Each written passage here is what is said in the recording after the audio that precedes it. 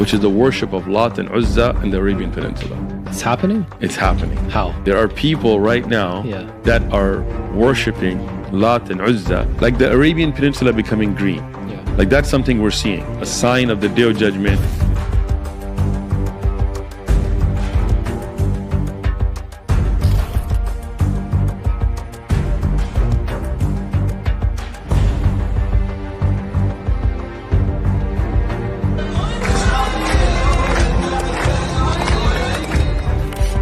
أنا أعتقد أن أوروبا الجديدة هي الشرق الأوسط. المملكة العربية السعودية في ال5 سنوات القادمة سوف تكون مختلفة تماما.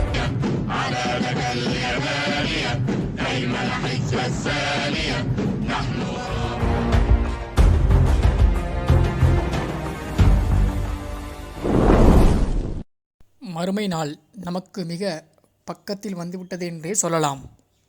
நாம் பார்த்து கொண்டிருக்கும் இந்த காட்சியெல்லாம் கியாமத் நாளின் அறிகுறிகளான கடைசி கட்டத்தில் வாழ்ந்து கொண்டிருக்கிறோம் என்று சொல்ல தோன்றுகிறது. நபி ஸல்லல்லாஹு அலைஹி வஸல்லம் அவர்கள் நமக்கு முன்னறிவிப்பாக சொல்லி சென்ற அனைத்து சம்பவங்களும் கிட்டத்தட்ட நடந்தேறிவிட்டது. அதன் காட்சிகளைத்தான் நம் கண்களால் பார்த்து கொண்டிருக்கிறோம். அதில் ஒன்றுதான் இன்றைய அரபுகள் செய்து கொண்டிருக்கும் ஃபித்னா ஃபசாதுகள். எந்த ஒரு முஸ்லீமும் நினைத்து பார்க்க முடியாத ஒரு ஃபித்னா அது. அது இஸ்லாத்திற்கு முன் அரபுகள் வணங்கி கொண்டிருந்த 2 கடவுள்கள் லாத் மற்றும் மனாத் உஸ்ஸா என்ற சில கடவுள்களை அரபுகள் வணங்கி கொண்டு வந்தார்கள். நபி அவர்களின் வருகைக்கு முன் அரபுகள் கொண்டாடி மகிழ்ந்த சிலைகள் இவைகள்தான். தங்கள் கைகளால் உருவாக்கப்பட்ட சிலைகளை வணங்கி அதற்கு பூஜைகள் செய்து வணங்கி வந்தனர் அரபுகள். அரபுகள் வணங்கி வந்த இந்த சிலைகளின் வரலாற்று கதைகள் மிகவும் அருவருக்கத்தக்கதாகவே இருக்கும். அவற்றில் உத்து, சுவா, இசாஃபுன், நாயிலா, குபுல் ஆகிய சில சிலைகள் பிரபலமாக வணங்கப்பட்டு வந்தன. இத்தனை சிலைகள் வணங்கி வந்தாலும் 2 சிலைகள் அரபுகள் மிக பிரபலமாக வணங்கி அதற்கு பூஜை செய்து வந்தனர். அவை லாத் மற்றும் உஸ்ஸாவாகும். பண்டைய கால அரபுகளில் பனு சபீப் குலத்தைச் சேர்ந்த ஒரு சாலிகான நல்ல மனிதர் ஒருவர் வாழ்ந்து வந்தார். அவர் அங்கு வரும் ஹாஜிகளுக்கு சேவை செய்பவராகவும் நீர் வழங்குபவராகவும் இருந்தார். மிகவும் இரக்க உள்ளம் கொண்ட அந்த மனிதர் பெயர்தான் லாத். அதே காலத்தில் வாழ்ந்த ஒரு அழகிய பெண்மணிதான் உஸ்ஸா.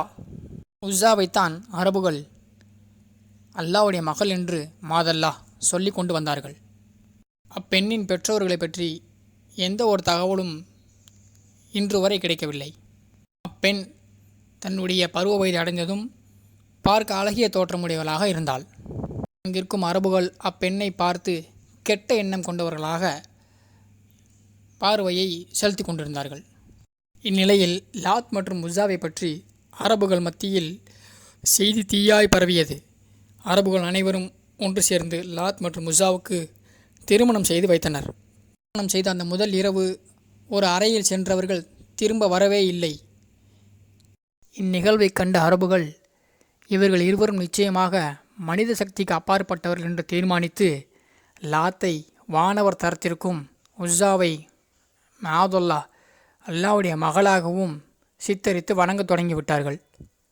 அரபுகள் நாளடைவில் லாத் மற்றும் உஸ்ஸாவை தங்களுடைய வாழ்க்கை வசதிகளுக்காகவும் எதிரிகளில் வெற்றி பெறுவதற்காகவும் அவர்களை கடவுளாக வணங்கி பூஜை செய்து வணங்கி வந்தார்கள். தாயிஃபின் எல்லையில் சிலைகள் வைக்கப்பட்டு குறைஷி அரபுகள் அவர்களை வணங்கி வந்தார்கள். அவர்களுக்கு குர்பானி கொடுக்கக்கூடியவர்களாகவும் இருந்தார்கள்.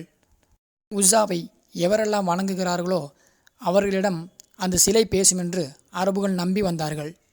அச்சிலையினுள் சத்தமும் வரும்.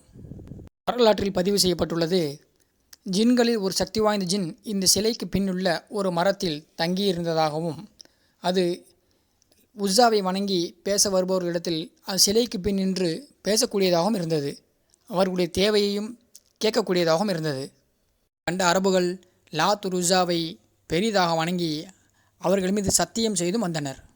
மக்களை முட்டாளாகவும் சித்தரித்தார்கள், முட்டாளாகவும் ஆக்கினார்கள். காபாவை சுற்றி இந்த சிலைகளின் பெயரை சொல்லியும் வணங்கி வந்தார்கள். நபி அவர்களின் வருகை சங்கமித்தது. அல்லாஹ் சுப்ஹானஹு வ தஆலா சூரா அல் மரியமில், என்ன நீங்கள் பார்த்து விட்டீர்கள், லாத் மற்றும் உஸ்ஸா மனாத் ஆகியவைகள் அல்லாவிற்கு மட்டும் பெண் குழந்தைகள், உங்களுக்கு ஆண் வாரிசுகளா என்று ஒரு வசனத்தில் கூறியிருப்பான். இந்த சிலைகள் அனைத்தும் உங்களுடைய தந்தை மற்றும் பாட்டனார்களால் உருவாக்கப்பட்டவைகள்தான். இதற்கு எந்த ஒரு ஆதாரமும் அல்லாஹ் இறக்கி வைக்கவில்லை என்று தெளிவுபடுத்தியிருப்பான். அவர்கள்தான் தங்கள் மனோ இச்சையை பின்பற்றி செல்கிறார்கள். மக்காவின் வெற்றிக்கு பின் நபி ஸல்லல்லாஹு அலைஹி வஸல்லம் அவர்கள் காபாவில் இருக்கும் சிலைகளை தகர்த்தெறியுமாறு உத்தரவு போட்டார்கள்.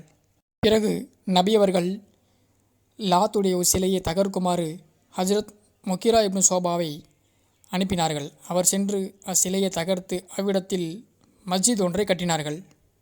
இதேபோன்று ஹஜ்ரத் ஹாலித் இப்னு வலீத் ரலியல்லாஹு அவர்களை அனுப்பி உஸ்ஸா சிலைகளையும் தகர்க்க உத்தரவிட்டார்கள். மக்கா காபா அனைத்தும் சுத்தமாக்கப்பட்டது. காலங்கள் மாறின, ஆட்சிகளும் மாறின. என்ன இருந்தாலும் அரபுகளுடைய அந்த மண்ணில், ஜசீரத்துல் அரபில் மீண்டும் சிலை வணக்கம் உயிர் தெளவே இல்லை. அதோடு முடிந்தது. இருந்தாலும் மறுமை நாளின் பக்கத்தில் லாத் மற்றும் உஸ்ஸா போன்ற சிலைகளை வணங்கும் மக்கள் வருவார்கள் என முன்னறிவிப்பில் நபி அவர்கள் ஆயிஷா ரலியல்லாஹு அவர்களும் அறிவித்திருந்தார்கள். அன்னை ஆயிஷா ரலியல்லாஹு அவர்கள் அறிவிக்கிறார்கள், நபி ஸல்லல்லாஹு அலைஹி வஸல்லம் அவர்கள் லாத் மற்றும் உஸ்ஸாவை வணங்கக்கூடிய காலம் மறுமை நாளுக்கு மிக அருகில் வந்துவிடும். அதுவரை இரவும் பகலும் மாறி மாறி வருவது நிற்காது என கூறினார்கள். அதற்கு முன்போரே நான் நினைத்திருந்தேன், அரபுகள் மீண்டும் சிலை வணக்கத்தின் பக்கம் செல்லவே மாட்டார்கள் என. அவர்கள் அல்லாஹ் நாடியவரை அது கியாமத் நாளுக்கு அருகில் வந்தே தீரும். பிறகு அல்லாஹ் ஒரு தூய்மையான காற்றை அனுப்பி மூமின்களின் உயிரை கைப்பற்றி கொள்வான். உள்ளத்தில் கடுகளவு ஈமான் கொண்டிருந்தாலும் அவர் அந்த காற்றால் மரணிப்பார். மீதமுள்ளவர்கள் தங்கிவிடுவார்கள். மீண்டும் தங்களுடைய பாட்டனார் முப்பாட்டனாருடைய மார்க்கத்தின் வழியே சென்று விடுவார்கள். இன்றைய சவுதி அரேபியாவை, நஜிதை நீங்கள் பார்த்தீர்களானால் நபி ஸல்லல்லாஹு அலைஹி வஸல்லம் அவருடைய முன்னறிவிப்பு ஒவ்வொன்றும் அச்சு பிசறாமல் நடந்து வருவதை கண்களால் பார்க்க முடிகிறது.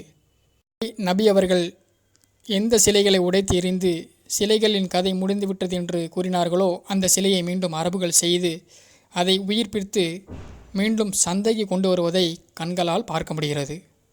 சமீபத்தில் கூட சவுதியுடைய அமைச்சர் கூறியிருந்தார், அரபுகள் தங்கள் கல்ச்சரை, அதாவது பிற்கால கல்ச்சரை விரும்புகிறார்கள். அதற்காக அரசு தொடர்ந்து முன்னெடுத்து ஒவ்வொன்றையும் மீண்டும் உயிர்ப்பித்து கொண்டு வரும் என்று கூறுகிறது. நஊது பில்லாஹ். அது அரபுகளோடு இணைந்திருந்தது சிலை வணக்கங்கள், அதை தொடர்ந்து வைத்திருக்க வேண்டும் என்று கூறுகிறது. உஸ்மான் அவர்கள் இதை உறுதிப்படுத்துகிறார்கள், அரபுகள் மீண்டும் சிலை வணக்கத்தின் பக்கம் சென்று விட்டார்கள் என்று. இருந்தாலும் இந்த வணக்கங்களை அவர்கள் வெளிப்படையாக செய்வதில்லை, மிகவும் குறைவாகவே செய்கிறார்கள். தங்களுடைய வீடுகளில் இதுபோன்ற சிலைகளை வைத்து அவர் வணங்குகிறார்கள் என்பது மக்கள் பலர் அறியாத உண்மை. அந்நாட்டு இளவரசர் எம்பிஎஸ் லானத்துல்லா அவர்கள் சவுதி அரேபியாவை சுற்றுலா தலமாக்க சோசியல் மீடியாக்களில் லாத் மற்றும் உஸ்ஸா சிலைகளும் அரபுகளின் பண்டைய கால சிறப்பு சிலைகளையும் மெருகூட்டி அதை ஆர்வமாக சொல்லி வருகிறார்கள். இதுபோன்ற செயல்களுக்கு ஆட்சியாளர் என்ன அற்புதம் செய்கிறார் என்று இன்றும் சிலர் சவுதிகளுக்கு வக்காலத்து வாங்கக்கூடியவர்களாகவே உலகம் முழுவதும் இருந்தும் வருகின்றனர். அவுது பில்லா. மீடியாக்களில் சவுதி அரேபியாவின் ஒரு சில பகுதியை தோண்டி பார்த்தால் ஒரு பண்டைய கால சிலை ஒன்று கிடைத்ததாகவும் அச்சிலையை மீண்டும் அங்கு காட்சிப்படுத்த அந்நாட்டு அரசு ஏற்பாடுகள் செய்து வருவதாகவும் கூறப்படுகிறது. அச்சிலையின் பெயர் தின்மியாவாகும். கிடைக்கும் பண்டைய கால சிலைகள் அனைத்தும் ஒரு இடத்தில் வைக்கப்பட்டு சுற்றுலா பயணிகளுக்கு காட்சிப்படுத்த திட்டமிட்டுள்ளார்கள். இன்று நாம் கியாமத் நாளின் மிக அருகில் வந்துவிட்டோம் என்று உறுதியாக சொல்லலாம். காட்சிகள் உறுதிப்படுத்துகிறது அரபுகளுக்கு கேடுதான்.